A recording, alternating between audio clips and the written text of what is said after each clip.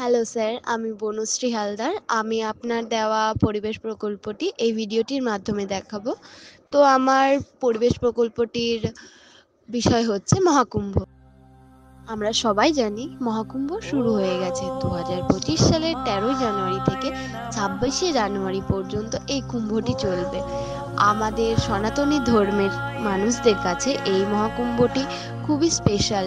তার থেকেও বেশি যারা আমরা এখন এই সচক্ষে মহাকুম্ভটি দেখতে পাচ্ছি তাদের জন্য এটি খুব সৌভাগ্যের বিষয়, কারণ এই মহাকুম্ভটি 144 বছর অন্তর আসে এবং এই মহাকুম্ভটি হরিদ্বার, প্রয়াগরাজ, নাসিক এবং উজ্জয়ন এই 4টি স্থানে পালন করা হয়। এই 4টি স্থানের মধ্যে যে কোনো একটি জায়গায় মহাকুম্ভ চলাকালীন গিয়ে স্নান করলে মানা হয় পৃথিবীর 1,00,000 বার পরিক্রম করলে যে পূর্ণ প্রাপ্তি হয় তা এই ঘাটে একবার স্নান করলেই সেই পূর্ণ আমরা একেবারে পেয়ে থাকি। ডেলি কোটি কোটি মানুষ দূর দূরান্ত থেকে এই ঘাটে পূর্ণ প্রাপ্তি করার জন্য আসেন। প্রয়াগরাজের সিএম যোগী আদিত্যনাথ দূর দূরান্ত থেকে আসা ভক্তদের জন্য হেলিকপ্টার থেকে গোলাপ ফুলের পাপড়ি ছাড়িয়ে তাদেরকে স্বাগত জানান। এবার আমরা জানব মহাকুম্ভ কেন পালন করা হয়।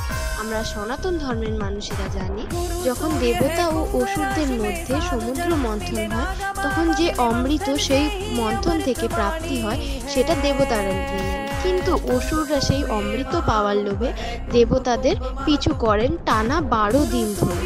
এই সময় অমৃত কলস থেকে 4 ফোঁটা 4 স্থানে পড়ে। এই 4 স্থান ছিল প্রয়াগরাজ, নাসিক, হরিদ্বার এবং উজ্জয়ন। তাই এই 4 স্থানে মহাকুম্ভের আয়োজন হয়। কিন্তু এই কুম্ভ 12 সালেই কেন আয়োজিত হয়? কারণ দেবতাদের একদিন মানে মানবদের কাছে সেটা 1 বছরের সমান হয়। তাই এই 12 দিন দেবতাদের আমাদের মানবদের কাছে 12 বছরের সমান। কুম্ভ 3 প্রকার। একটি হচ্ছে আর্থ কুম্ভ, যেটি 6 বছর অন্তর আসে, এবং দ্বিতীয় হচ্ছে পূর্ণ কুম্ভ, যেটি 12 বছর অন্তর আসে, এবং তৃতীয় হচ্ছে মহাকুম্ভ, যেটি 12টি পূর্ণ কুম্ভ যাওয়ার পরে 144 বছর অন্তর আসে। তাই এই 144 বছর পর আসা মহাকুম্ভটি আমরা নিজেদের স্বচক্ষে দেখতে পাওয়ায় আমরা খুব ভাগ্যবান।